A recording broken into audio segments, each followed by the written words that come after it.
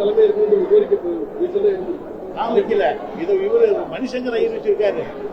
இது மகாராஷ்டிராவில் வச்சிருக்கிறான், உத்தரப்பிரதேசத்தில் வச்சிருக்கிறான், மத்திய பிரதேசத்தில் எல்லாம் இந்தியா கூட்டணிக்கு தலைமை தாங்கணும், இவரு தளபதி தலைமை தாங்கணும்னு சொன்னாரு. ஆனா தளபதி எவ்வளவு பெருந்தன்மையா அவர் தான் முதல்ல சொன்னாரு, ராகுல் காந்தியை நான் பிரதமர் ஆக்குவேன். அந்த நன்றி உலகத்தில் நம்மள அந்த நன்றி நம்ம நினைச்சு பார்க்கணும். யாருமே சொல்லல, இந்தியாவில் காங்கிரஸ் சொல்லல. ஆனா இந்தியாவுக்கு பிரதமராக நான் ராகுல் காந்தியை முன்மொழிகிறேன் அப்படின்னு அந்த நன்றியை எல்லா காங்கிரஸாரும் நினைச்சு பார்க்கணும். எல்லாருக்கும் பொருந்தோம். நான் பொதுவா சொல்லிட்டேன். நேருவின் மகளே உலக நிலையான ஆட்சி இதற்கு கலைஞர் சொன்னார். யார் சார் சொன்னாங்க?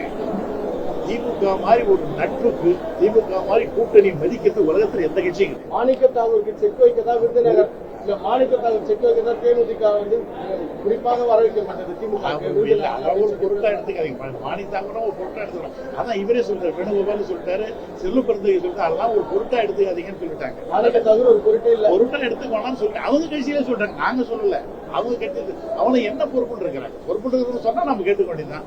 அவனை பொறுப்பிலேயே இல்லையே, அவங்க சொல்றதை எப்படி எடுத்தாங்க?